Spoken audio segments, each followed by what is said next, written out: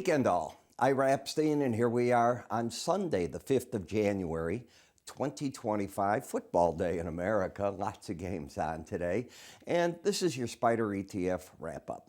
Now, as you know, at the end of the day, we were up pretty nicely in most stock indices, but the Santa Claus rally did not work. All right, any way you want to cut it, be it coming out on the 2nd or the 3rd, it did not work.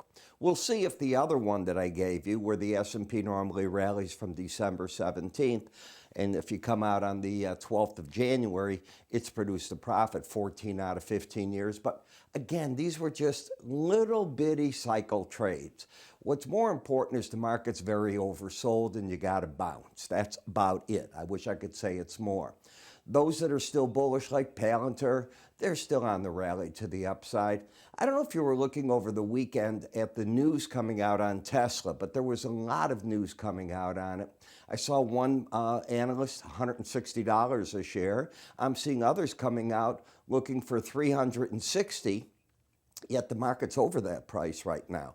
So these are downgrades that are happening because the market closed at 410, as you can see. Microsoft had a good day. NVDA is still on a run to the upside. The question is it going to just be tech, or later, as the year goes on, does the market see broadening? I think in order to get a broadening out of this market that lasts, one that can carry the market, you probably need interest rates to fall, and you don't seem to be getting that at this point in time. Just the opposite, in fact. They keep ever so much creeping to the high side.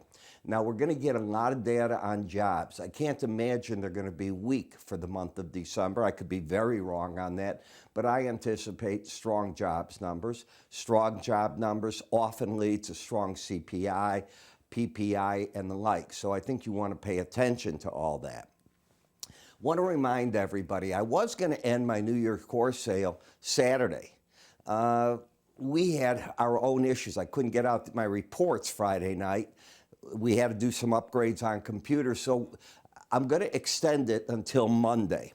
So it will all end tomorrow, Monday.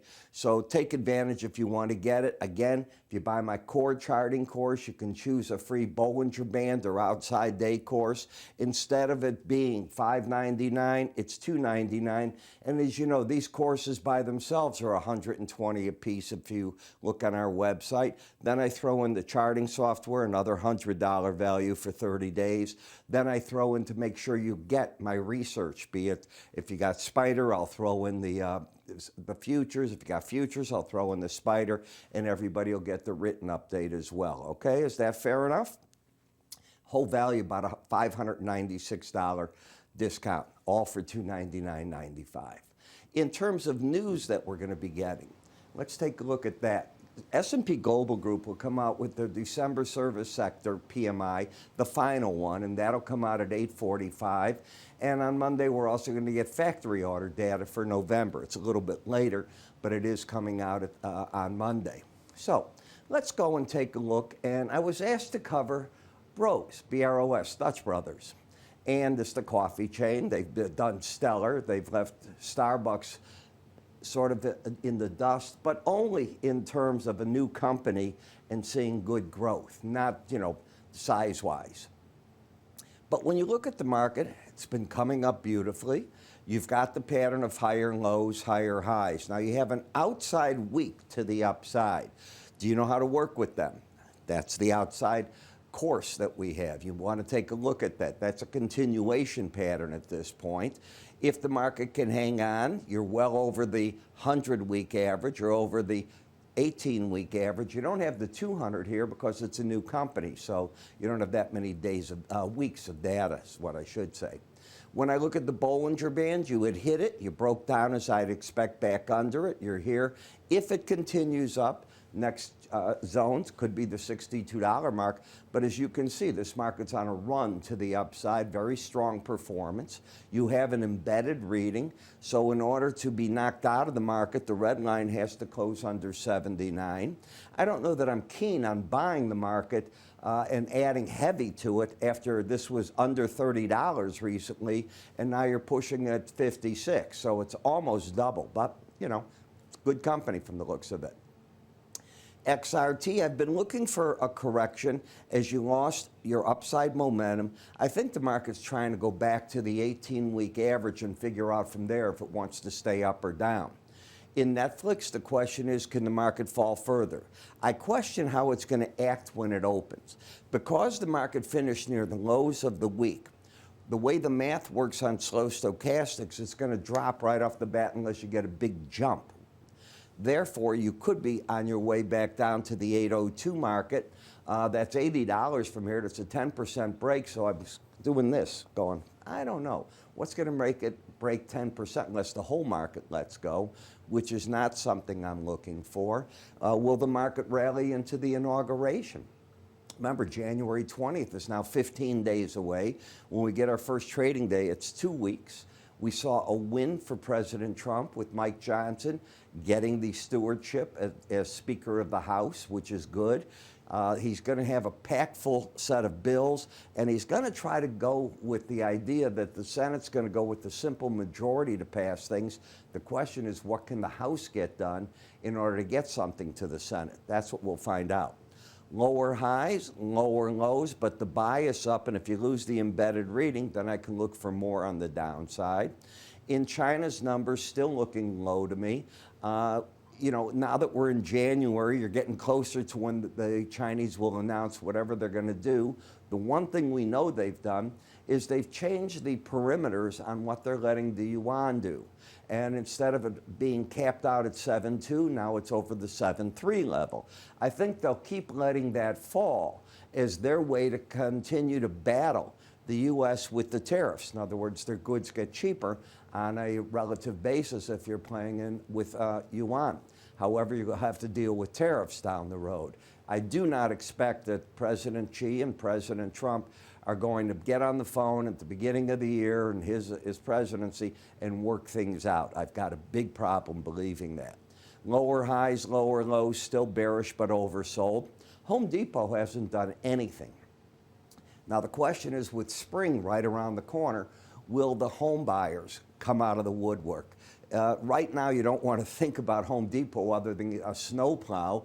In the United States, we're having that big vortex storm that I had talked about during the week, and it's here. So you're going to see that a lot of regions of the U.S. get hit.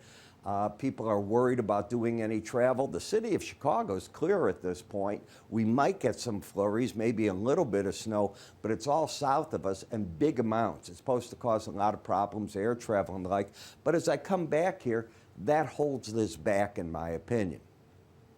In Meta, the question is, as the market comes down to this 575 level, 576, which is the 18-week average, doesn't find its footing. Right now, you have the swing line that's been coming down, and all of a sudden you had an outside week up. So now you've turned everything back to the positive side until you take out this week's low. So not taking that out, you've opened the door again for a potential rally into the 636 zone. When I look at KRE, again, interest rate rises have been hurting this market. This market was breaking originally, if you look back in time, as the market was betting heavily that the Fed would keep cutting interest rates. Once we got past that and the market realized the Fed's not moving, all of a sudden the Trump bid came out of the market and the market went into a bear pattern. For me to get neutral in the market, you've got to take out not this week, but last week's high of 61.46. If that occurs, I go to the neutral stance. In XLI, the industrial sector is still in a bear mode. However, it is oversold. XLE, higher high, lower low. And as you can see, now the market between the 18, which is 89.97, that's the 18-week average of closes, and the 100, this is the bounce zone. You had a vertical price break that just fell apart, so to get a bounce that can go vertical a little bit just makes up lost ground. In the dollar index, I think the market's going to try to hold this 18-week average, but there's no trend to trade in this market. You have a higher high, lower low, which matches what the futures markets did. It got up this past week, and now it's been giving up some ground. But I don't think you've seen the end of the upside. That's the interesting part. In the gold market, the key for the market is to get over the 18-week average at 244 243.35. It finished out at 243.49. It keeps bumping into, over the past 3 weeks, this 18-week average and doesn't seem to be able to get over it.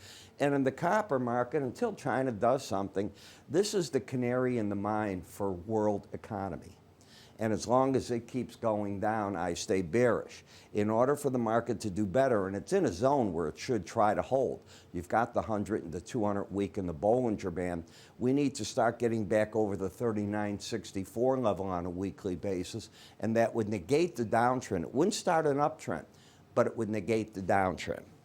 So please remember that if you're interested in getting our information, which covers charts that look like this in my morning videos and so on, how do you do that? You go to iraepstein.com. The sale does end on Monday. Move your cursor up here. You'll see an icon. You can give it a click there. Hope you take advantage. I'm Ira. I'll catch up with you first thing in the morning on Monday. Take care.